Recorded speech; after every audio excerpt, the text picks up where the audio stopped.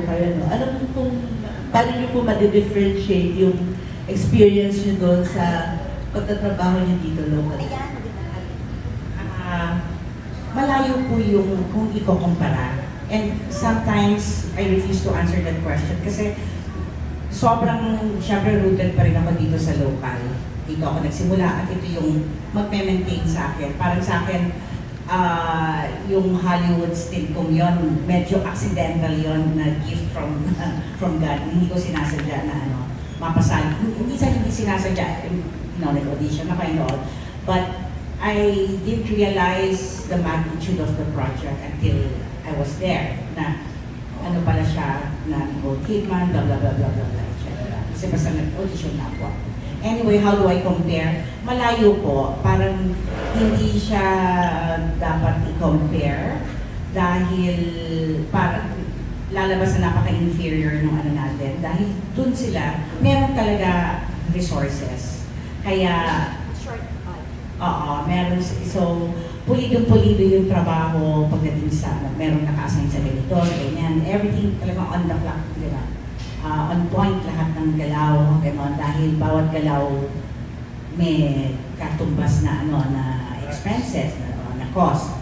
Yun, sobrang grateful po ako na in my lifetime nakaranas ako ng isang Hollywood project. And ang masasabi ko, yung galing po natin sa pag-arte, yun ang pwede natin ilaban talaga. I mean, hindi ko po sinasabi na parang binubuhat ko po sarili ko, hindi po. Parang sa nakita ko po, sa pag-observe, hindi totoo. Sa pag-observe ko doon, yung mga co-actors ko parang workshop ko naman gano'n. Pero sarili ko lang, kaya-kaya namin yun, gano'n. Parang, hindi totoo po. With much less budget. Opo. Pero, sila, ang difference ko sa actors, doon, yung attitude nila, because to them, yun lang yung trabaho nila eh. That yung common set na wala kang ibang iintindihan dahil lahat nakahanda.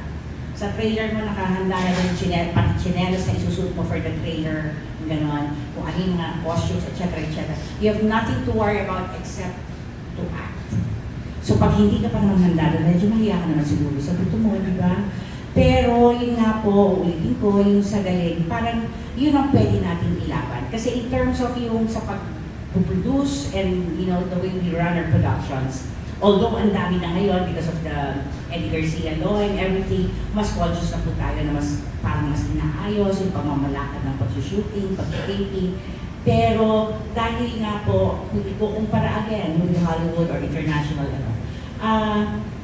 medyo salat tayo sa budget eh. Hindi ganun ka parang we don't have the luxury of yung budget for each and every department, gano'n. And yet, meron din po ako nasalina ng mga, hindi naman Hollywood, pero international, mahusay po tayo kahit sa pamamalakad. So, minsan ayoko yung ganung label. Pero kung Hollywood, grabe talaga. Sa mga sasakyan lang, bawat isa pinitilis ang service.